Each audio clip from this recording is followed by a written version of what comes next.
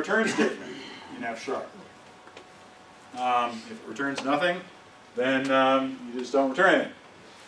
So for instance, here's our get new status method, okay? This is all you have to write if you're writing it in F sharp.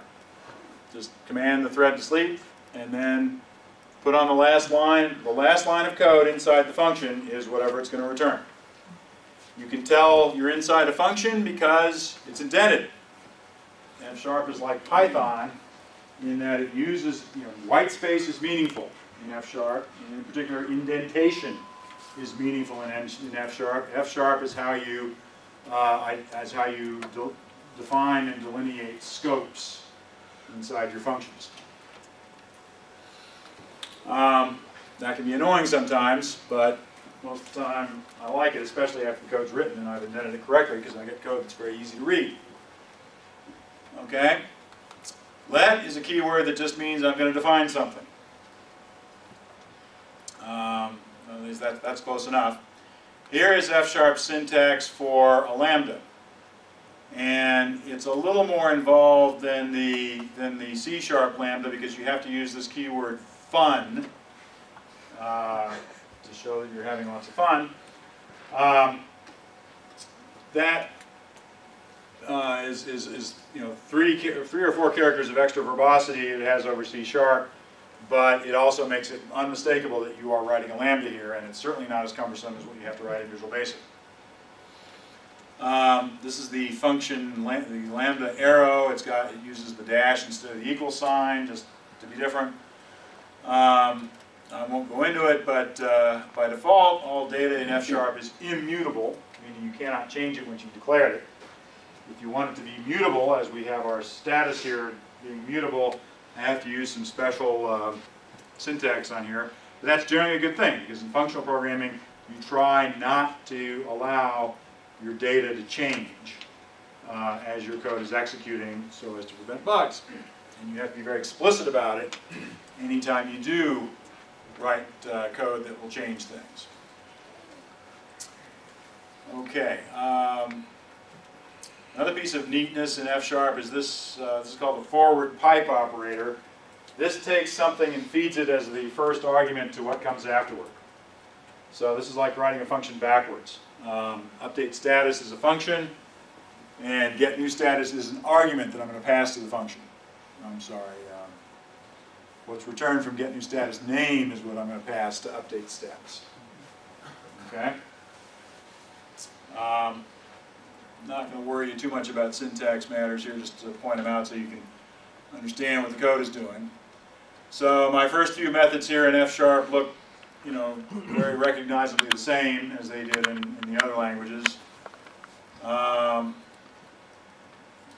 So here's the async delegate. Now the one thing that's a little bit clumsy about F sharp compared to C sharp is that in C sharp you can often get away with writing a lambda and just let that be a delegate. Okay? Lambdas in F sharp are not automatically converted into delegates. So if you want to write a function in F sharp and you want to use it as a delegate in some .NET API that expects a delegate, you have to explicitly build a delegate, and the easiest way is with using the func and the action types, like we do in other places in C sharp and VB.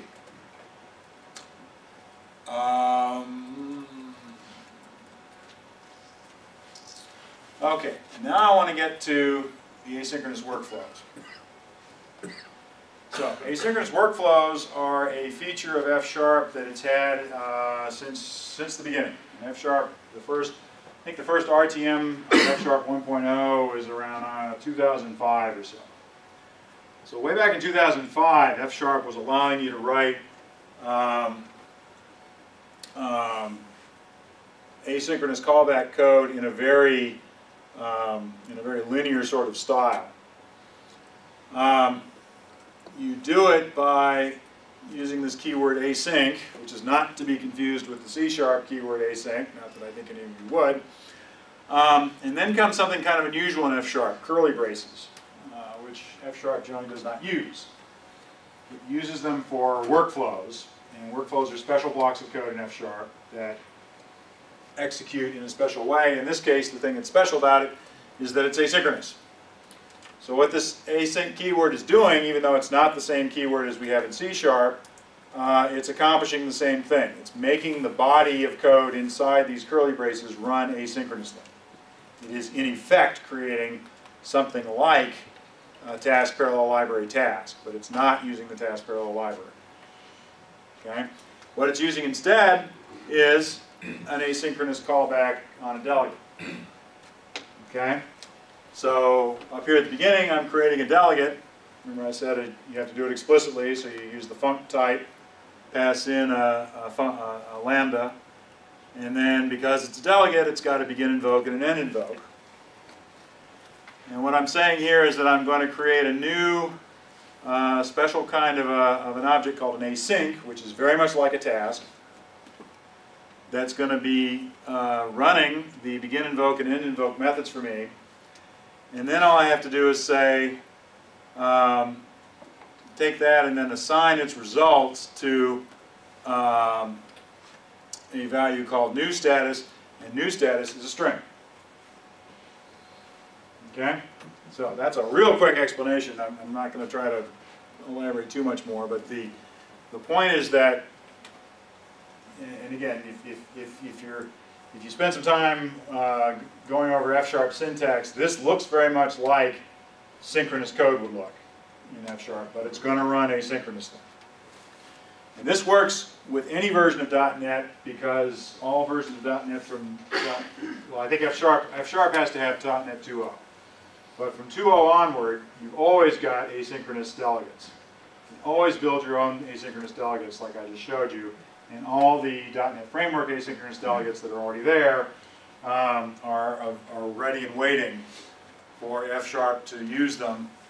In fact, most of the time you don't have to use this async from begin to end. There'll be an F# library version of web client or HTTP or file stream or whatever that has the asynchronous workflow method already in it. Okay? Now the other one I want to make is that within an asynchronous workflow, well, first of all, in F# you can also use the task parallel library.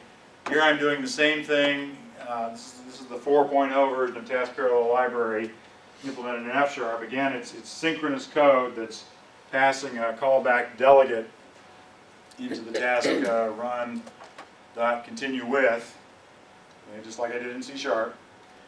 And then here I am using F#'s equivalent of the await keyword. Okay, so here's async again. Here's something called async.await task, and here's a task. Okay? So there's a real short explanation and here's the F# equivalent of that one-liner where we're calling the whole shebang from one line.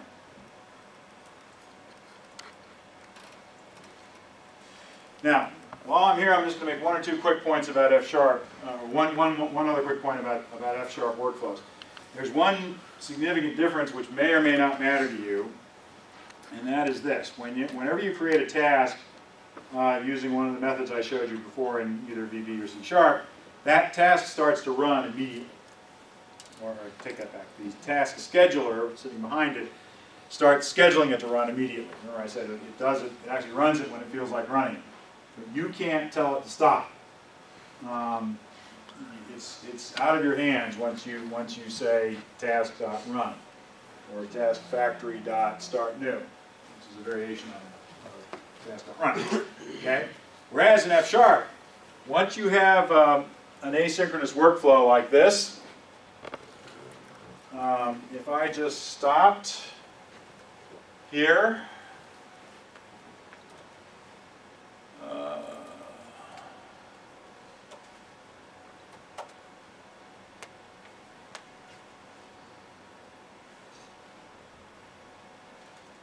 okay.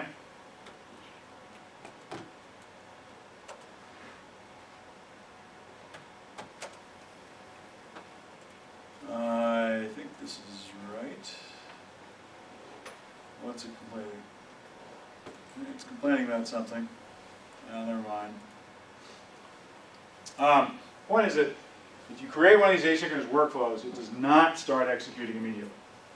It does not schedule itself to execute immediately. It doesn't do anything. It waits until you want to tell it to start. And that happens down here with this very end here. I'm calling this thing called async.start. This is a method that will actually run the workflow or schedule the workflow. It doesn't do that until I call it.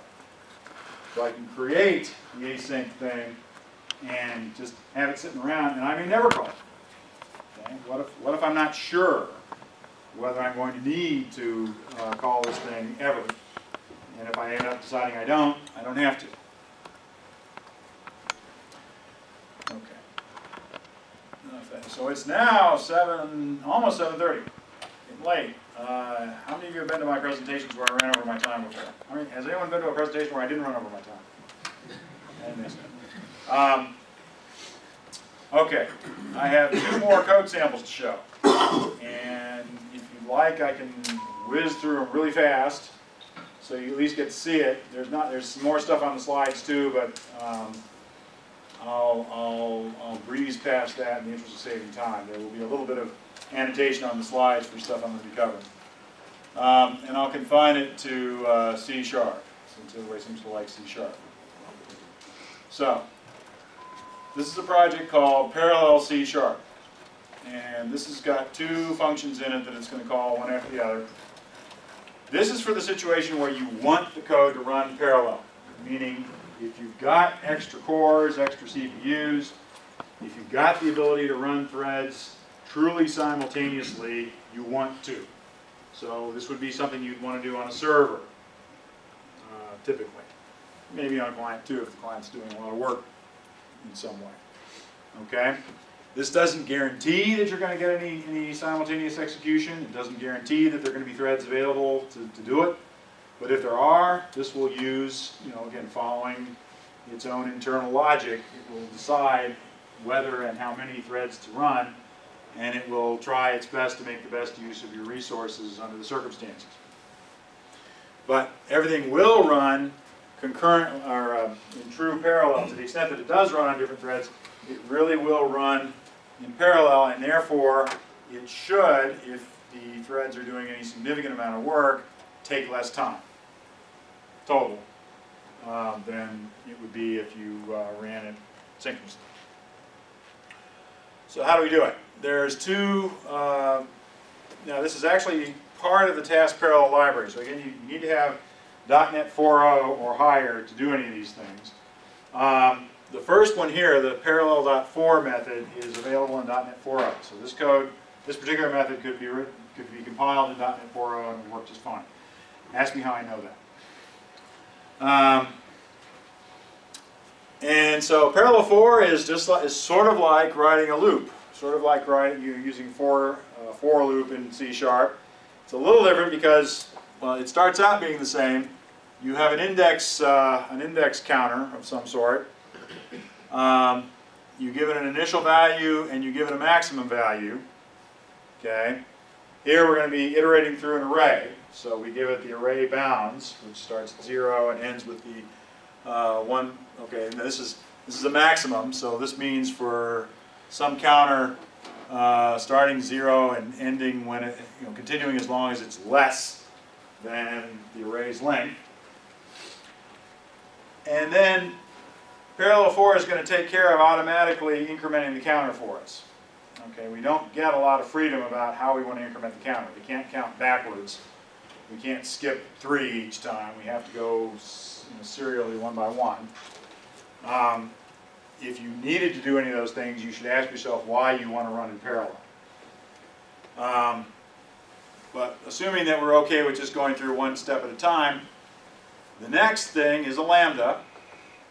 And parallel for will pass into the lambda an integer, which represents the index that we're at that particular iteration through the loop. And once we're inside the lambda, we can take the index value, find the array element that corresponds to that index, pull, and then what we're going to do with it is create a web client retrieve the content that is found at that web address, at a web address which we pull from the array, and then we're going to write it out to the console. Excuse me, no we're not. We're going to count how long it is and write that out to the console. Okay? Let's go back and look at the array real quick. I sort of skipped over that. So here's the array. It's an array of tuples. Who knows what a tuple is? No hands were up. There's a hand. It's like a row in a database table. Kind of. That's another meaning of the word, and it's related. Okay, a tuple is a set. Okay, it's a set. It's an ordered.